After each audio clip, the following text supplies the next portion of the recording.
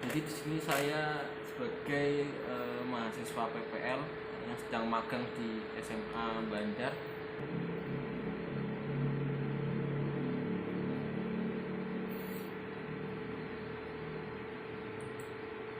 Apakah ada yang perlu ditanyakan, Amirin? Atau kita lanjut ke materi saja? Masuk ke materi. Ya, oke. Nah, kita bahas tentang bab kebugaran jasmani. Mungkin untuk semester lalu sudah pernah diajarkan atau belum tentang kebugaran?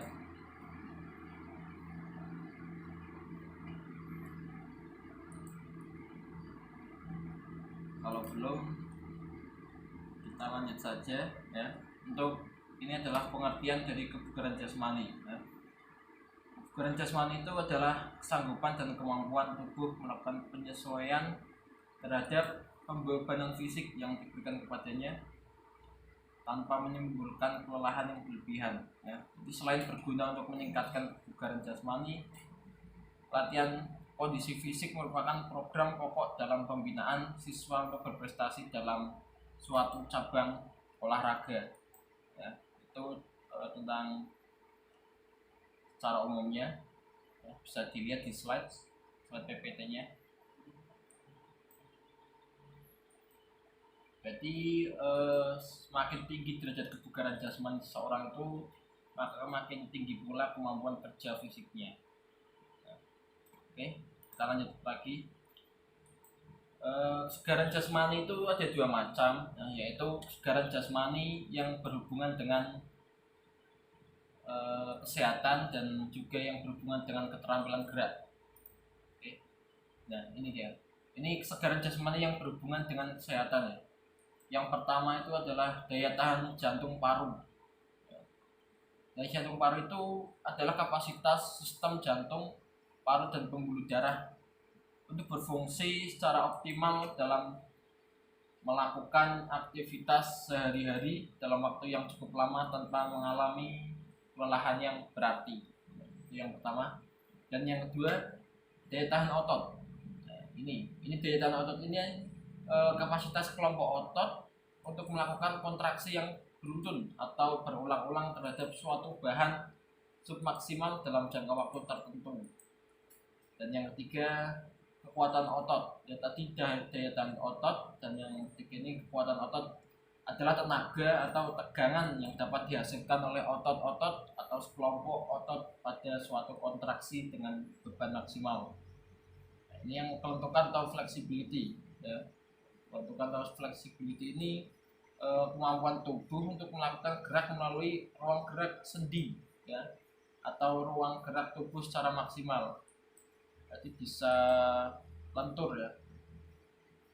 Yang kelima ini komposisi tubuh, body composition, digambarkan dengan berat badan tanpa lemak ya. Berat badan tanpa lemak terdiri dari massa otot 40-50%, tulang dan organ-organ tubuh 29-39%. Berat lemak dinyatakan ya, terhadap badan suatu total. Semakin kecil persentase lemak, maka akan semakin baik kinerja seseorang.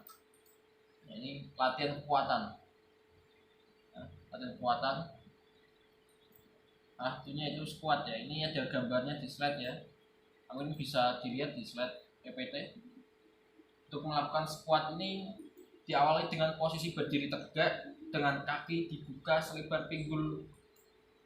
Lalu turunkan tubuh Anda dengan mendorong punggung ke belakang dengan cara lurus ke depan agar seimbang, kemudian kembali pada posisi awal dan lakukan semampunya ya. Ini bisa dilakukan atau dicoba di rumah masing-masing untuk squat ini. Nah, ini selanjutnya ada push up. Nah, push up ini diawali dengan posisi lurus tengkurap dengan kedua lengan menumpu pada lantai atau matras di samping dada.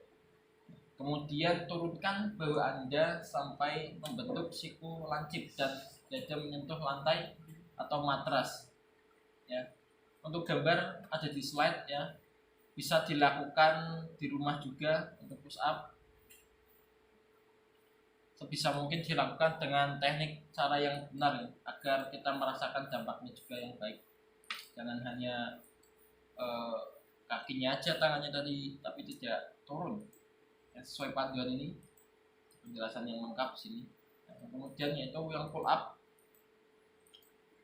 Pull up itu adalah latihan kekuatan tubuh bagian atas dalam melakukan teknik. Ini Anda harus bergantung pada pull up bar dengan gerakan naik turun pull up dapat menguatkan otot punggung, otot bahu dan lengan serta meningkatkan kesehatan fisik. Nah, selanjutnya adalah sit up. Nah, ini bisa dilihat di slide PPT, ada gambar tahapan cara melakukan sit up. Dengan diawali posisi tidur terlentang dengan lutut ditekuk ya. Simpan tangan menyilang pada dada atau di belakang telinga. Lalu angkat tubuh dari lantai hingga dada dekat dengan paha ya. Kembali ke posisi awal dan lakukan kembali berkali-kali ya. Ini juga bisa dilakukan di rumah ataupun dengan bantuan teman ya. Selanjutnya latihan kecepatan ya, macam-macam latihan kecepatan kebugaran jasmani bisa dilakukan adalah latihan kecepatan dengan memungkinkan seseorang untuk berpindah dari suatu tempat ke tempat lainnya dalam waktu yang cepat. Latihan kecepatan ini biasanya dibutuhkan oleh atlet seperti pelari maupun atlet dari cabang olahraga lain, misalnya sepak bola ataupun untuk melatih kecepatan, dan beberapa latihan yang bisa dilakukan ya, seperti lari dengan durasi atau waktu dan jarak yang meningkat secara bertahap. Tuh ya, dipahami lagi. Selanjutnya adalah latihan kelenturan. Ya, latihan kelenturan yang pertama adalah menyentuh jempol kaki dalam posisi duduk guna mengukur beberapa fleksibel punggung bagian bawah dan paha belakang Anda. Cobalah untuk duduk di lantai dengan kaki selonjoran ke depan, lalu angkat lengan ke atas dan turunkan badan serta lengan untuk menyentuh jari kaki.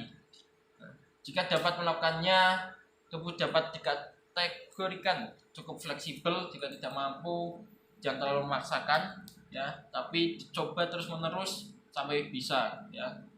Dicoba sedikit demi sedikit, by step ya, step by step. Untuk latihan kelenturan bisa dilihat di slide PPT, penjelasan lebih lengkapnya. Untuk yang selanjutnya adalah latihan keseimbangan ya.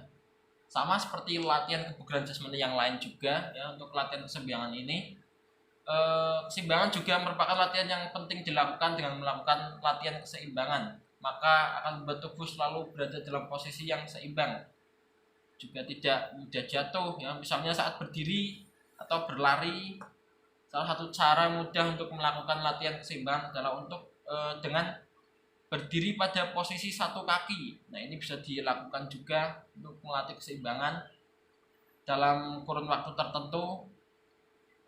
Mungkin cara ini bisa membantu tubuh agar tubuh itu bisa menjadi lebih seimbang. Mungkin ada yang contoh lain juga. Kita lanjut ke latihan daya tahan. Untuk latihan daya tahan ini dilakukan adalah agar tubuh bisa lebih kuat dalam melakukan berbagai aktivitas ya, maka latihan ini harus juga dilakukan adalah latihan daya tahan yang daya tahan atau endurance ya.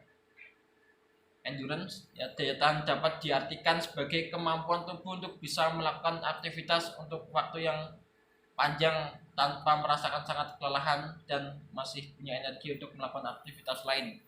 Sebagai contoh, ini endurance ini ketika mungkin Amirin ini bisa ketika daya tahannya bagus, bisa main olahraga sepak bola selama 90 menit. Ini termasuknya endurance-nya juga sangat baik ya,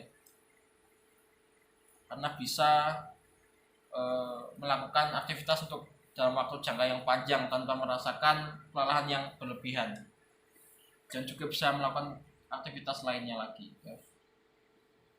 Tubuh ini bisa memiliki daya tahan yang kuat dengan melakukan berbagai latihan yang memberi otot terus berkontraksi ya. Contohnya adalah latihan angkat beban dan melakukan senam.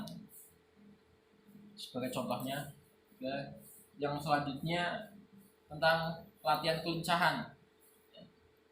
Kelincahan ini adalah kemampuan tubuh untuk bisa menyesuaikan pada berbagai posisi tubuh ya. Misalnya dari depan ke belakang, kiri ke kanan. Nah, sebagai contohnya kelincahan ini juga bisa diperoleh dari kekuatan, keseimbangan dan kecepatan yang baik pada tubuh. Sebagai contoh latihannya ini seperti lari dalam pola zigzag maupun lari naik turun tangga. Nah, ini bisa melatih kita dalam latihan kelincahan ya. Mungkin nanti di sekolah di tangga naik turun, mungkin Amin bisa mempraktekannya, maupun lari zigzag di lapangan dengan bantuan alat media pun ya. Mungkin sekian dan terima kasih. Apa ada yang dipertanyakan untuk lebih jelasnya, Amin?